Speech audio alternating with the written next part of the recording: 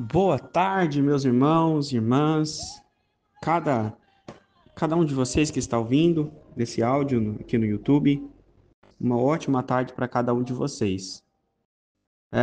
Nós estamos dentro da ministração, né, da temática Não Temas.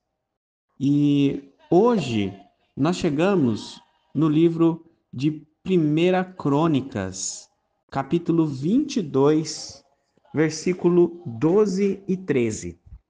Diz assim: somente o Senhor te dê sabedoria e entendimento, e te dê a incumbência acerca de Israel, para que possas guardar a lei do Senhor teu Deus.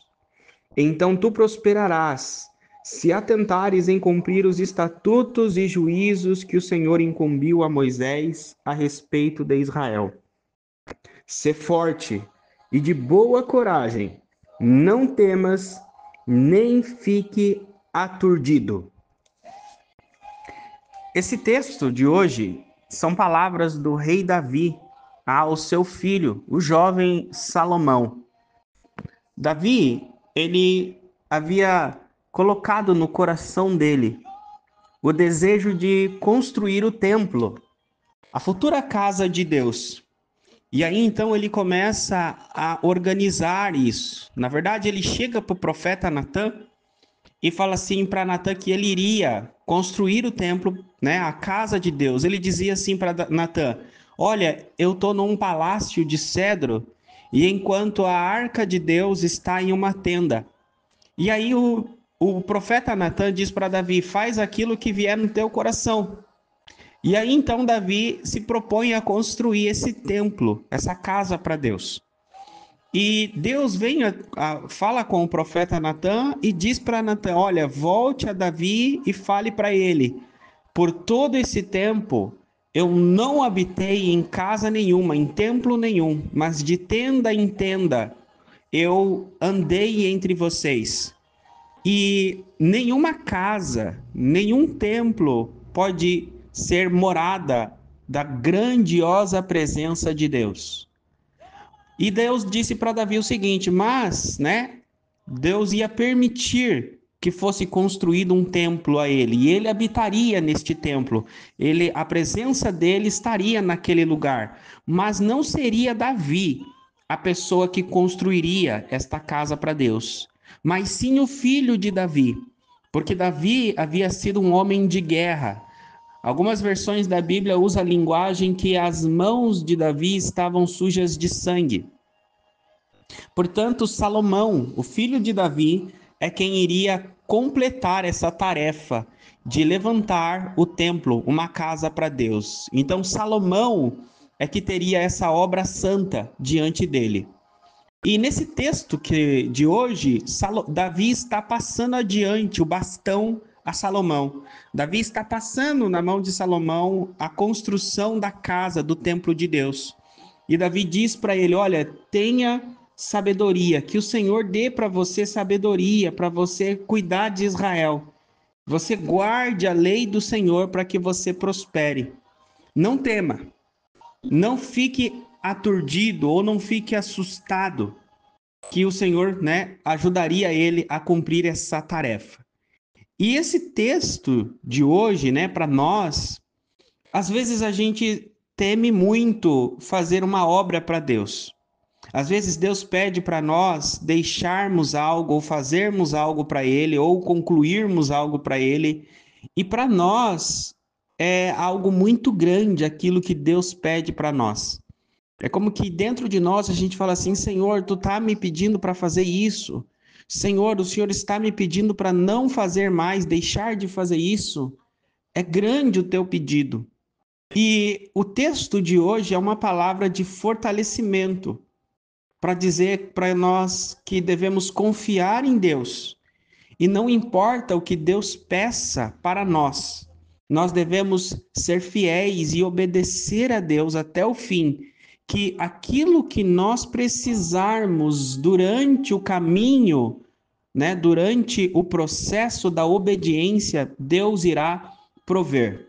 Esse contexto, né, de hoje, existe três aplicações que eu gostaria de fazer para vocês. Primeiro, é que tenha coragem, coragem para cumprir o chamado de Deus. Se Deus chamou, assim como Deus chamou Salomão para cumprir e completar, né, para a verdade, chamou Salomão para erguer o templo, Deus chama cada um de nós e coloca uma obra nas nossas mãos. Nós temos que edificar algo para Deus também. E é necessário ter coragem. Quando nós começarmos a edificar aquilo que Deus pediu para nós, seja a nossa família, seja a nossa saúde, seja a nossa fé, seja a nossa vida espiritual, quando nós começarmos a edificar, haverá lutas, haverá barreiras, haverá inimigos. E é necessário coragem, coragem. E hoje está dizendo, tenha coragem, não desanime. Ainda que você não veja o resultado em um dia, em uma semana, em um mês, ou talvez em um ano, espere até o fim da tua vida. Não desanime, continue obediente. A palavra diz, né, em Neemias, que Neemias ele foi chamado a uma obra, e a obra de Neemias era levantar, reconstruir os muros que estavam caídos da cidade de Jerusalém. E ele disse que ele, né, em 52 dias levantou aqueles muros. Mas ele trabalhou, trabalhou e trabalhou. Ele não se distraiu. A Bíblia diz que Sambalate e Tobias, que eram inimigos do povo de Deus, tentaram de várias formas, com medo, com acusações, com ameaças, tentaram distrair Neemias, mas Neemias não deixou a obra. Neemias disse que ele tinha uma grande obra a realizar. Portanto, permaneçam firmes. Segundo ponto, fidelidade vem antes de prosperidade.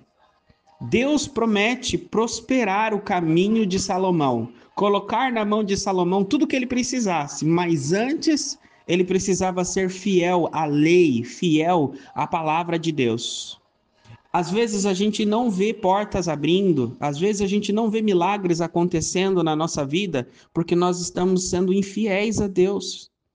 Como nós vamos, se Deus nos abençoa na nossa infidelidade, a gente vai pregar a mensagem para todos que estão à nossa volta. Continue infiel, que mesmo assim Deus te abençoa. Continue infiel, que mesmo assim Deus te prospera. Mas não, vamos nos manter fiel. Diz aí que aquele que obedece, então prosperará. Ande no caminho do Senhor, ande na lei de Deus, então você será próspero em todos os teus caminhos. E o último, vença o medo, né, que paralisa, e o medo e o desânimo que sabota. Esse texto diz: não temas e não fique aturdido. Em algumas traduções é não temas e não assuste. E essa assustar, ficar aturdido, é medos e temores interiores, né? Esses temores que nós devemos vencer, porque eles nos paralisam, nos desanimam. Então, a fé que continua, a fé que obedece, a fé que permanece na palavra de Deus, ela faz prevalecer as nossas obras. É através de perseverança e persistência, ainda que nós não vejamos, né, hoje, ainda que não vejamos os resultados, nós continuamos. É como cozinhar. Você não coloca os ingredientes e a comida já fica pronta. É necessário todo um preparo. Então você coloca os ingredientes, você corta os ingredientes, você cozinha, você mexe, você assa e depois do tempo determinado é que fica pronto. Assim também é na nossa vida. Deus tem um tempo determinado para completar a obra dele na nossa vida. E é necessário então até lá nós fazermos aquilo que cabe a nós, a obediência a Deus. Coloca o ingrediente da obediência, coloca o ingrediente da fé, mexe e espera. Espera assar, espera cozinhar.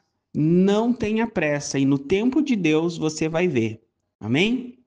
Eu quero orar por vocês no dia de hoje e pedir que Deus guarde cada um de vocês, para que vocês possam cumprir a obra santa, a obra de Deus que Ele colocou na vida de cada um de vocês. Mas vocês vão achar assim, mas pastor, eu não sou evangelista, eu não sou pastor, eu não sou nem batizado na igreja e Deus tem uma obra para realizar, tem uma obra para fazer na minha vida? Sim, Ele tem.